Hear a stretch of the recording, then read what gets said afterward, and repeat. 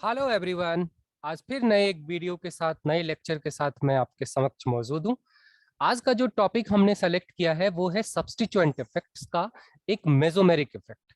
ये बहुत ही important topic है मेसोमेरिक इफेक्ट। इसके बारे में हम लोग देखेंगे कि आखिर ये मेसोमेरिक इफेक्ट है क्या, वो हम चेक करेंगे कि क्या है।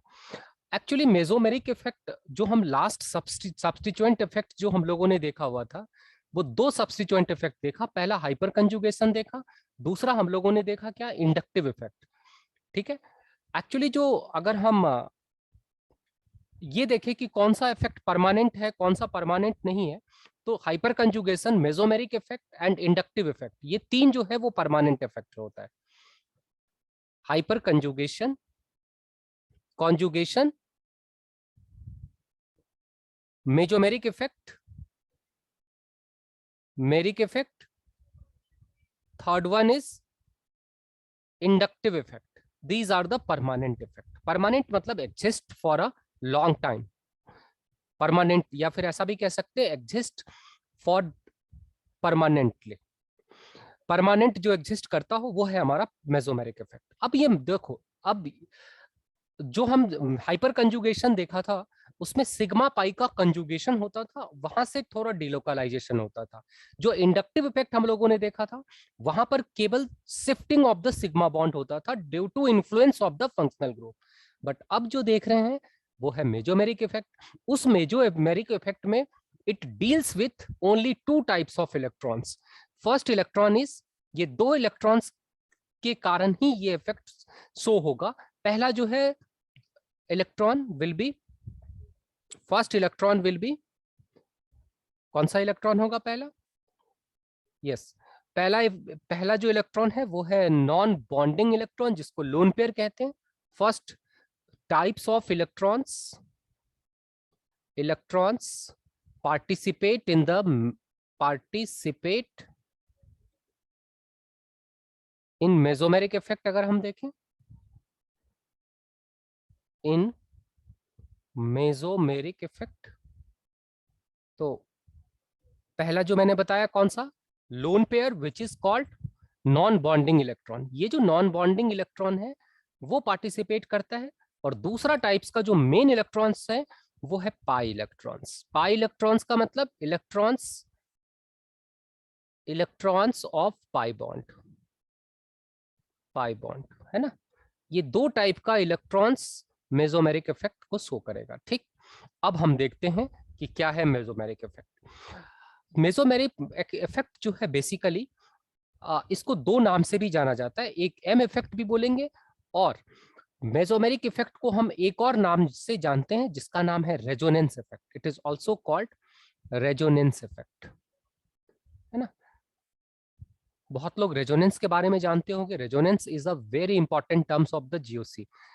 तो इसीलिए इसको हम कहते हैं basically mesomeric effect is a resonance, मतलब it happens due to resonance. ठीक, इसीलिए इसको हम कहते हैं मेसोमे एम इफेक्ट भी कहते हैं, या फिर इसको हम आर इफेक्ट भी कहते हैं। अब यहाँ पर क्या होगा, जैसा मैंने बताया कि ये क्या है कि रेजोनेंस के कारण होता है। तो कैसे होता है, तो इसका ये तरीका है कि delocalization of pi electron under the influence of the functional group is called the mesomeric effect. मतलब जो फंक्शनल ग्रुप है मेरा, वो अगर अपने लोन पेयर को या अपने पाई इलेक्ट्रॉन्स को डीलोकलाइज करता है थ्रू आउट द रिंग, तो उसको हम कहते हैं मेसोमेरिक इफेक्ट। ठीक है। अब ये डीलोकलाइजेशन कब होगा, ये रेजोनेंस का पार्ट है। इसके बारे में थोड़ा रिव्यू कर लेते हैं कि डीलोकलाइजेशन होता कब है। तो देखो, सबसे पहला जैसा मैंने बोला कि ये दो टाइप का इलेक्ट्रॉन पार्टिसिपेट करेगा, पाई और दूसरा इलेक्ट्रॉन नॉन बॉन्डिंग इलेक्ट्रॉन। अब हम पाई इलेक्ट्रॉन्स की अगर बात करें तो पाई इलेक्ट्रॉन्स अगर है किसी भी सिस्टम में तो उसको बोला जाता है unsaturated system. Unsaturated system, unsaturated system अगर देखा जाए तो तीन तरह का अनसैचुरेटेड सिस्टम होता है। First one is called isolated, isolated system, है ना। Second one is called conjugated system, conjugated system, है ना। थर्ड वन इज कॉल्ड कम्युलेंस, कम्युलेंस, है ना। ये तीन तरह का सिस्टम है। अब थोड़ा डिफाइड कर लेते हैं कि क्या क्या है, कि जैसे CH3 CH double bond CH, CH2 CH double bond CH2, ये हमारा आइसोलेटेड है, आइसोलेटेड सिस्टम है, ठीक। और इस केस में कॉन्जुगेशन का मतलब ऑल्टरनेट होता है, alternate single bond and double bond, single bond and double bond, है ना, डबल बॉन्ड, ठीक है। यानी कि CH2 double bond CH, CH double bond CH double single bond CH double bond CH2, this is called conjugated system, है ना। And third one is कम्युलिन्स, मतलब continuous double bonds, है ना। अगर कंटिन्यूअस डबल बॉन्ड है तो कम्युलिन्स कहते हैं, जैसे CH double bond CH, this is called cumulenes. इसी को क्या कहते हैं बच्चों, कम्युलिन्स कहते हैं। तो बेसिकली जो रेजोनेंस है वो इन नीचे वाले दो के साथ में होता है, और हम जो देखेंगे कंजुगेशन में देखेंगे। और यहाँ पे आइसोलेटेड सिस्टम में रेजोनेंस नहीं होता, कम्युलिन्स में भी रेजोनेंस होता है, समटाइम होता है, लेकिन मेन कंसंट्रेशन हमारा किस सिस्टम पे रहेगा, कंजुगेटेड सिस्टम पे। कंजुगेटेड मतलब alternate double bond and single bond है, तो उसको कहते हैं उसको कहते हैं हम लोग conjugated system, and resonance mainly happens in the conjugated system. In the case of isolated system, there is no any possibility of the delocalization of the pi electrons या non bonding electrons, but कम्युलेंस के case में होता है, कुछ कुछ cases में हम लोग देखते भी हैं। तो यहाँ पर में बेसिकली अब डिलोकलाइजेशन है तभी ये मेसोमेरिक इफेक्ट होता है, ठीक है। अब देखो जैसे रेजोनेंस में अगर देखा जाए CH2 CH double bond CH है। अब इस केस में ये क्या है, ये जो सिस्टम है हमारा कॉन्जुगेटेड सिस्टम है, इसमें रेजोनेंस होगा। कॉन्जुगेटेड सिस्टम, इसमें रेजोनेंस कैसे होता है, रेजोनेंस ऐसे होगा कि जैसे ये पाई बॉन्ड इधर मूव कर गया, ये पाई बॉन्ड इधर, दो ट्रांजेक्शन को एक साथ दिखाते हैं। अगर हमने फुल एरो देखा तो इसका मतलब हो गया मूवमेंट ऑफ टू इलेक्ट्रॉन्स, है ना। तो यहां पर मैं देखो ये दो इलेक्ट्रॉन इधर मूव कर गया, एक इलेक्ट्रॉन इधर, ये जो मैं लिख रहा हूं this is sine of resonance है, ये साइन ऑफ रेजोनेंस है ना। तो अब देखो यहां पर मैं ये दो इलेक्ट्रॉन अगर इस कार्बन पे साइड वाले कार्बन पे गया, इसका मतलब इस पे कौन सा चार्ज आ जाएगा, नेगेटिव। क्यों, क्योंकि एक जब शेयर्ड पेयर में एक इसका है, एक इसके बाजू वाले का था, बगल वाले का इलेक्ट्रॉन भी इसने ट्रैप कर लिया है, इसीलिए इस पे एक negative charge CH double bond CH, और यहाँ पे क्या हो जाएगा CH2। अब इस CH2 का जो दोनों इलेक्ट्रॉन मूव करके बीच में मूव कर गया, इसीलिए इस पे कौन सा चार्ज आ गया, पॉजिटिव चार्ज। तो this is a type of delocalisation. अब तीसरा केस ऐसा भी हो सकता था कि अगर मान लो जो और CH2 था, CH डबल बॉन्ड CH था, कुछ इस तरह से मूव कर जाता। अब इस केस में क्या हो जाएगा, CH2 negative CH double bond CH, CH2 positive, ये पॉजिटिव होगा क्योंकि इसका इलेक्ट्रॉन जा रहा है, जो डोनर है वो तो पॉजिटिव होता है, जो एक्सेप्टर है वो हमेशा नेगेटिव होता है। That's why these are the क्या structures which is represented for the resonance. अब ये रेजोनेंस के लिए जो स्ट्रक्चर्स था जो हम लोगों ने रिप्रेजेंट किया। अब एक चीज हम देखते क्या है कि इसमें जो टाइप ऑफ स्ट्रक्चर्स बना, ये 1, ये 2 और ये 3, बेसिकली ये दिस वन और दिस वन, ये दोनों तो कॉमन था, इसीलिए 1, ये 2, ये 3, दीज 3 आर कॉल्ड, इन तीनों को हम लोग क्या कहते हैं, 1, 2, 3, जो रेजोनेंस रिप्रेजेंट करता है आर कॉल्ड, इसको कहते हैं are called canonical structure, canonical structure कहते हैं। और क्या कहते हैं इसको, और इसका नाम है रेजोनेटिंग स्ट्रक्चर, है ना, रेजोनेटिंग स्ट्रक्चर। अब इसके बारे में एक चीज और जान लेते हैं कि ये जो रेजोनेटिक स्ट्रक्चर है इट इज हाइपोथेटिकल, हाइपोथेटिकल और इमेजनरी। इमेजनरी एग्जिस्ट ही नहीं करता, इमेजनरी। इट ये क्या क्यों रिप्रेजेंट करते हैं फिर हम, क्योंकि it only tells about the way of delocalization of electron, way of delocalization of pi, localization of pi electron,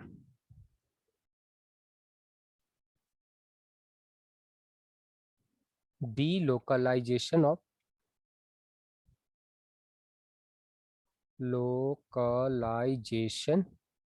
of pi electrons, है ना, pi electrons और नॉन बॉन्डिंग इलेक्ट्रॉन्स, है कि नहीं, और नॉन बॉन्डिंग इलेक्ट्रॉन्स। केवल ये क्या बताता है कि नॉन बॉन्डिंग इलेक्ट्रॉन्स या पाई इलेक्ट्रॉन्स के डीलोकलाइजेशन को बताता है, ये ध्यान में रखना। अब एग्जिस्ट क्या करता है, यानी कि अगर कंजुगेशन में है तो डीलोकलाइज जब पाई कर गया, जब मैंने बताया कि ये सारे स्ट्रक्चर्स एग्जिस्ट ही नहीं करता, तो आखिर एग्जिस्ट क्या करता है। The only resonance hybrid, only resonance hybrid exist physically, है ना, रेजोनेंस हाइब्रिड exists physically, है ना। अब what is the resonance hybrid, देखो रेजोनेंस हाइब्रिड ये है जो, देखो क्या है, अगर मान लो जैसे कि अभी जो मैंने लिखा हुआ था इसका नेम अगर हम देखें तो क्या नेम था, ये था ना, ये नेम क्या था इसका, ब्यूटा 1,3 डाइईन, है ना, बीटा 1, ब्यूटा 1,3 डाइईन था, है ना, ये था, ठीक। अब जब ये डीलोकलाइज किया तो डॉटेड, जैसे कि पहले तो हम सिग्मा स्केलेटन खींच लेते हैं, CH2 CH CH CH2, उसके बाद हम डॉटेड लाइन यहां लगा देते हैं, दिस इज डॉटेड लाइन। ये जो डॉटेड लाइन है ये है delocalization of pi electrons, delocalization of pi electrons बताता है ना, ठीक। ये चीज हम लोगों ने अभी सीख लिया, डीलोकलाइजेशन। इसीलिए बेंजीन का जब आप देखोगे कि बेंजीन का क्या है कि ऐसा भी स्ट्रक्चर देखा होगा, इसका दूसरा रेजोनेटिक स्ट्रक्चर कुछ इस तरह का भी होता है, और एक आपने देखा होगा इस तरह का, ये सर्कल, लोग अपने कन्वीनियंस के लिए पूरा सर्कल बना देते हैं, बट ये ऐसा लिखा हुआ है, इसका मतलब ये डीलोकलाइज्ड किया हुआ, किया हुआ है पाई इलेक्ट्रॉन्स, क्योंकि कंजुगेशन है। एरोमेटिसिटी जब हम लोग डिस्कस करेंगे कुछ अगले नेक्स्ट कुछ वीडियोस में, मैं एरोमेटिसिटी का एक वीडियो बनाऊंगा, तो उस समय में मैं बताऊंगा कि एरोमेटिसिटी का it is also the conditions कि उसके थ्रू आउट द रिंग एक डीलोकलाइजेशन होता है। उसका एक रीजन ये है कि जो डीलोकलाइज अगर कर गया तो सिग्मा बॉन्ड मतलब सिंगल बॉन्ड का जो लेंथ है वो डिक्रीज कर जाएगा, डबल बॉन्ड का लेंथ इंक्रीज कर जाएगा। Through out the conjugation length of the bond will be same. जैसे कि पहले क्या था, देखो रेजोनेंस का क्या क्या इंपैक्ट पड़ सकता है। सबसे पहला तो ये है कि ये जो डबल बॉन्ड था ये सिंगल बॉन्ड था, ये डबल बॉन्ड था, ऑल्टरनेट था। लेकिन जब ये डीलोकलाइज करके ये बनाया तो इस केस में जो डबल बॉन्ड का लेंथ है वो सिंगल बॉन्ड से छोटा है, हम लोग जानते हैं। लेकिन after the delocalization all length जो होगा वो सिमिलर हो जाएगा 1,3 ब्यूटाडाइन में। यानी कि सिमिलर होने का मतलब ये हो गया कि जो डबल बॉन्ड है उसका लेंथ डिक्रीज कर गया, जो सिंगल बॉन्ड है इंक्रीज कर गया, और जो सिंगल बॉन्ड है उसका लेंथ डिक्रीज कर जाएगा। तो ये एक रेजोनेंस का पार्टिसिपेशन बेसिक्स था, इसके बारे में डिटेल हम अलग से फिर से वीडियोस में करेंगे। तो ये था। अब हम देखते हैं, अब आते हैं मेसोमेरिक इफेक्ट। मतलब मेसोमेरिक इफेक्ट बेसिकली इसी फेनोमेना को ऑक्यूपाई करता है, इसी फेनोमेना को फॉलो करता है, और इसी के थ्रू वो अपने किसी भी कंपाउंड्स पे या किसी भी मॉलिक्यूल्स पे इन्फ्लुएंस डालता है। लेकिन कंडीशन क्या होना चाहिए कि उसमें कॉन्जुगेशन होना चाहिए। किसके किसके बीच में? या तो सिग्मा पाई, या तो सिग्मा का कॉन्जुगेशन लोन पेयर के साथ, या पाई पाई का पाई का कॉन्जुगेशन लोन पेयर के साथ, या पाई पाई का कॉन्जुगेशन होना चाहिए, तभी जाकर के रेजोनेंस इफेक्ट या मेसोमेरिक इफेक्ट इंपैक्ट करता है। ठीक है, ये था। अब यहां पर में जो मेसोमेरिक इफेक्ट होगा, जैसे फंक्शनल ग्रुप है, मान लो CS3 है, इसमें अगर देखा जाए तो नीदर क्या है, नीदर यानी कि condition to show the mesomeric effect, अगर हम देखें condition to show the mesomeric और रेजोनेंस इफेक्ट,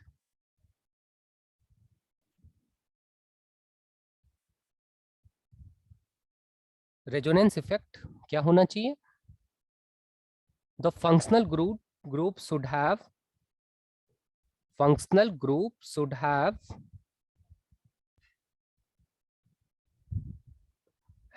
either, पहला क्या, या तो उसके पास पाई इलेक्ट्रॉन्स होना चाहिए और लोन पेयर होना चाहिए,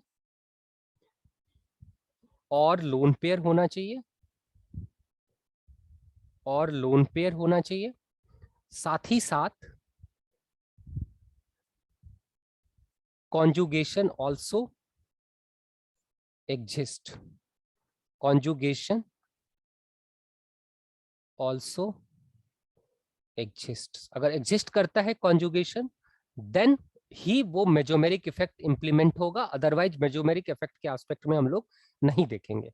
जैसे कि कोई भी मिथाइल है तो नीदर पाई नॉर लोन पेयर इलेक्ट्रॉन्स, तो not show the shows the mesomeric effect, है ना,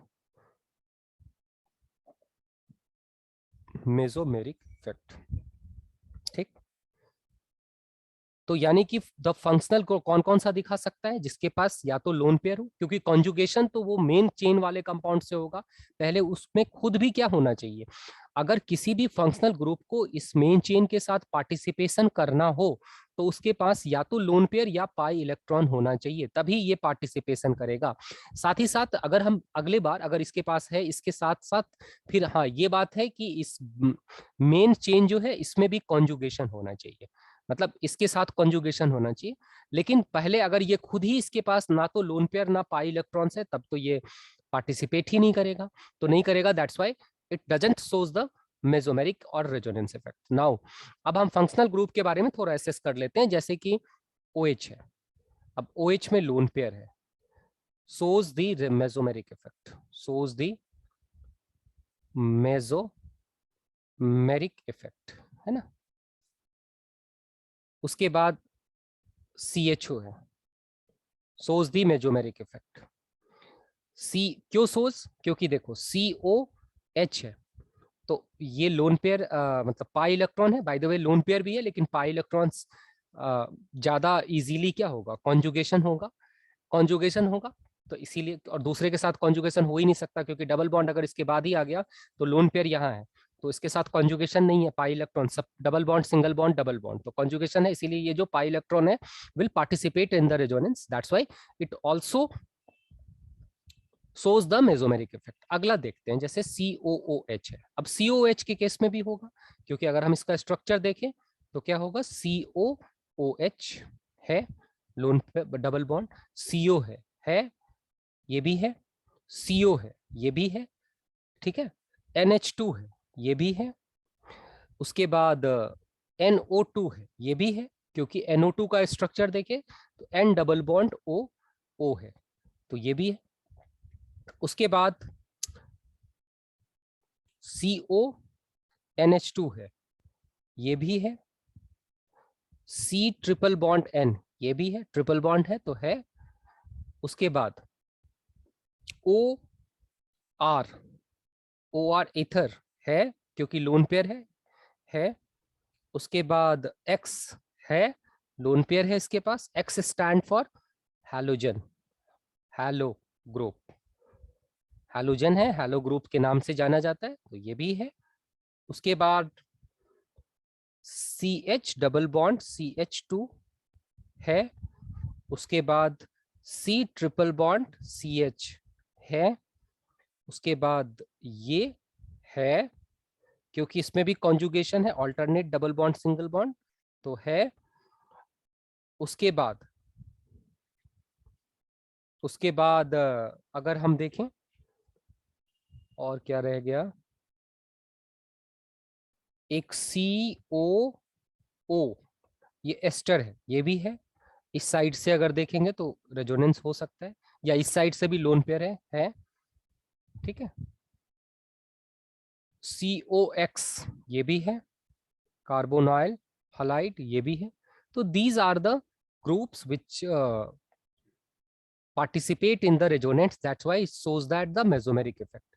अब ऐसा है कि अगर हम मेसोमेरिक एम इफेक्ट को कहते हैं तो दो पार्ट में इसको कन्वर्ट कर सकते हैं, एक को प्लस एम कहते हैं, एक को माइनस एम कहते हैं। तो अगर हम देखा जाए, प्लस एम का मतलब कि बाय मेसोमेरिक इफेक्ट या बाय रेजोनेंस, इसको हम प्लस आर भी कहते हैं, ये आर इफेक्ट है, इसको प्लस आर भी कहते हैं, इसको माइनस आर भी कहते हैं। पहला केस ये हो सकता है कि if a group donates the electrons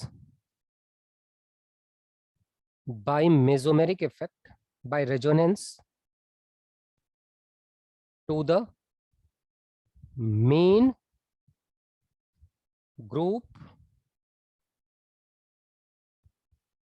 called, उसको क्या कहते हैं, called प्लस एम इफेक्ट, है ना। और क्या है इसमें कि if a group accept the electrons from main chain या main group या chain, तो it is माइनस, यहाँ पे प्लस आर भी लिख लो, बहुत बार प्लस आर भी मिलेगा, माइनस एम या माइनस आर ग्रुप होगा, ठीक है। अब देखो कैसे रिकॉग्नाइज करेंगे कौन सा प्लस आर है कौन सी माइनस आर है। जैसे कि अगर मान लो लोन पेयर है किसी के पास, तो ये CH double bond CH double bond CH2 है। अगर इस ग्रुप OH को पार्टिसिपेट, OH मतलब अल्कोहल ग्रुप को पार्टिसिपेट करना है रेजोनेंस में, तो इसके पास एक ही ऑप्शन है कि by donation of this electron it can participate. अब lone pair single bond double bond, single bond double bond, it is a conjugation, that's why there is a possibility of the resonance. अब resonance की possibility है, तो ये जो electron है वो कैसे, ये दे ही सकता है, ले तो नहीं सकता। तो ये डबल बॉन्ड का डीलोकलाइजेशन ऐसे हो गया, ये इधर आ गया और ये इधर आ गया। अब ये जो साइन बनाया मैंने, ये रेजोनेंस का साइन है, ये CH2 negative CH double bond CH double bond O positive H, तो ये जो बना 1 and 2, ये क्या है, रेजोनेटिक स्ट्रक्चर है, रेजोनेटिंग स्ट्रक्चर्स है। And in fact basically we want to know that कि ये दिस ग्रुप इज डोनर और एक्सेप्टर, बट यहाँ पर हम देख रहे हैं कि ये अगर मेन चेन है तो मेन चेन की तरफ इलेक्ट्रॉन का इसका डोनेशन है, that's why it is plus M. उसी तरह NH2 है, NH2 क्या करेगा, लोन पेयर है, तो मेन चेन को क्या करेगा, ये देगा, तो ये भी क्या है, प्लस एम या प्लस आर भी, यहाँ भी प्लस आर भी। अब देखो, अब अगर हम CHO एल्डिहाइड ग्रुप ले लेते हैं, तो इसमें क्या हो सकता है, ये एल्डिहाइड है, मेन चेन है, मान लो ये एल्डिहाइड है, CH है, CH डबल बॉन्ड CH2 लिख दिया मैंने। अब देखो, अब double bond single bond double bond, resonance का डायरेक्शन अगर हम देखें तो ये इलेक्ट्रोनेगेटिव है। वैसे इट कैन बी पॉसिबल कि इस डायरेक्शन में ये दे, लेकिन चूंकि oxygen is the one of the most electronegative elements, that's why the while favorable direction of the resonance अगर कंसीडर किया जाए, तो ये जो मोमेंट होगा इलेक्ट्रॉन का वो टुवर्ड्स द फंक्शनल ग्रुप होगा, मतलब function group will withdraw the electrons from the main chain, that's why it shows that कौन सा इफेक्ट, माइनस एम इफेक्ट या माइनस आर इफेक्ट, ओके। तो ये क्या हो जाएगा, CH2 CH double bond CH CH CO negative और H। तो ये क्या हो गया, माइनस M इफेक्ट या माइनस R इफेक्ट। उसी तरह से अगर हम देखें COOH CH double bond CH2, यानी कि इसमें देखा जाए तो ये क्या कर रहा है, अपने तरफ से खींच रहा है, तो ये क्या हो गया, माइनस M या माइनस R इफेक्ट। ठीक, आई थिंक यानी कि कंक्लूजन हम लोगों ने ये निकालना चाहिए कि अगर मान लो डबल बॉन्ड है कॉन्जुगेशन में और इलेक्ट्रोनेगेटिव एलिमेंट्स है जैसे ऑक्सीजन या नाइट्रोजन, तो वो ऑक्सीजन या nitrogen connected with the double bond and conjugated with the main compound, then it shows the minus M या minus R effect. But अगर इसके पास केवल लोन पेयर है, no double bond, then it shows the plus M effect. Okay, क्योंकि अगर मान लो इसको पार्टिसिपेशन करना है, जैसे यहाँ पे था ये वाले ग्रुप में, अगर हम देखें यहाँ जब करना था तो ये दे के ही कर सकता है, ये ले नहीं सकता, लेगा कैसे। तो इसीलिए आप अगर डिस्टिंग्यूश करना हो तो जो फंक्शनल ग्रुप हमने पीछे लिखा था, जैसे ये देखो, ये पहला वाला फंक्शनल ग्रुप प्लस आर या प्लस एम, ये माइनस आर या माइनस एम, डबल बॉन्ड है, जहां डबल बॉन्ड मिल जाए माइनस आर या माइनस एम। CO यहां भी डबल बॉन्ड है, माइनस आर या minus M. NH2 plus M या plus R, NO2 plus M या प्लस आर। ठीक है, इस तरह से अगले वाले ग्रुप NO, ये भी डबल बॉन्ड है, तो माइनस एम या माइनस आर। उसके नीचे वाला माइनस एम या माइनस आर, उसके नीचे वाला देखो, अब इसके पास डबल बॉन्ड नहीं है, केवल लोन पेयर है, लोन पेयर दे ही सकता है, ले तो नहीं सकता, इसीलिए प्लस एम है या प्लस आर है। अब ये जो कम ग्रुप है ये प्लस एम है और प्लस आर है, लेकिन रेजोनेंस इंडक्टिव इफेक्ट से ये माइनस आर है, और इसका inductive effect one of the most influenced है, क्योंकि ये मोस्ट इलेक्ट्रोनेगेटिव एलिमेंट्स में आता है, खास के क्लोरीन फ्लोरीन, ये दो की बात अगर करें तो। अब ये वाला जो ग्रुप है इसके बारे में देखते हैं। अब ये क्या है कि प्लस एम भी हो सकता है, माइनस एम भी हो सकता है, डिपेंड करेगा कैसे। जैसे देखो CO के साथ अगर कनेक्ट कर दोगे, ये एक तरह से जैसे एम्फोटेरिक होता था उसी तरह का है ये इधर आया तो ये ले लिया। अगर इस फंक्शनल, ये कोई डोनर के साथ अगर कनेक्टेड है तो ये ले लेगा, अगर कोई एक्सेप्टर है तो ये यहां पर में क्या हो गया, this group is minus M effect या minus R. But at the same time अगर ये CHO के साथ कनेक्टेड है तो भाई साहब उस समय में इसको अपना इलेक्ट्रॉन क्या करना पड़ेगा, देना पड़ेगा। अगर देना पड़ेगा, that's why it is minus, क्या है, माइनस प्लस एम इफेक्ट है। माइनस एम तो डोनर था, एक्सेप्टर था, ये माइनस एम इफेक्ट है। ठीक है, सिमिलरली इसका भी अगर हम केस देखें तो ये भी क्या हो सकता है, प्लस एम या माइनस एम, डिपेंड अपॉन। ये भी फिनॉल के साथ भी वही है, प्लस एम या माइनस एम। इस केस में अगर इस साइड से कनेक्टेड है लोन पेयर तो प्लस एम या प्लस आर, और इस साइड से ग्रुप कनेक्टेड है तो माइनस एम या माइनस आर होगा। और सिमिलरली यहाँ भी क्या है, ये इस साइड तो कनेक्टेड नहीं होगा, ये माइनस आर है। ये जो लास्ट वाला ग्रुप था ये क्या होगा, माइनस आर होगा। ठीक है, या माइनस एम होगा। तो ये था हमारा एक रिव्यू जो हम लोगों ने देखा कि what is the in mesomeric effect, and इस मेसोमेरिक इफेक्ट में क्या क्या टाइप्स है मेसोमेरिक इफेक्ट, मेसोमेरिक इफेक्ट कब होगा, रेजोनेंस और मेसोमेरिक इफेक्ट सेम है, और उसका डायरेक्शन क्या होगा, डायरेक्शन के अकॉर्डिंग उसकी प्लस एम या माइनस एम को हम लोग डिस्टिंग्यूश करते हैं। ये एक परमानेंट इफेक्ट है। जो सब्सटीट्यूएंट इफेक्ट हम लोगों ने पढ़ा था, इंडक्टिव, हाइपर कंजुगेशन, तीसरा पढ़ा था मेजोमेरिक, चौथा पढ़ा था इलेक्ट्रोमेरिक, पांचवा पढ़ा था स्टेरिक, जिसमें से hyperconjugation, inductive, mesomeric and electromeric are the electronic effect, क्योंकि ट्रांसफर ऑफ इलेक्ट्रॉन से बनता है, उसको कहते हैं। अगर हम इलेक्ट्रोमेरिक को छोड़ दें तो बाकी जो तीन था वो परमानेंट था, और steric effect is the related to the size of the group, वो इलेक्ट्रॉनिक इफेक्ट नहीं है, उसके बारे में भी देखेंगे। तो आज का जो था वीडियो ये था। अब नेक्स्ट वीडियोस में हम थोड़ा इसको इन्हांस करेंगे, अलग अलग से लिखेंगे सेपरेट करके कि प्लस एम माइनस एम, साथ ही साथ ये देखेंगे कि ये स्टेबिलिटी ऑफ द इंटरमीडिएट को कैसे इन्फ्लुएंस करेगा, एसिडिक स्ट्रेंथ बेसिक स्ट्रेंथ में क्या इम्पैक्ट पड़ेगा। ये सब चीजें हम लोग अपने अगले वीडियोस में देखेंगे। होप कि ये आपके लिए बहुत ही हेल्पफुल हुआ हो।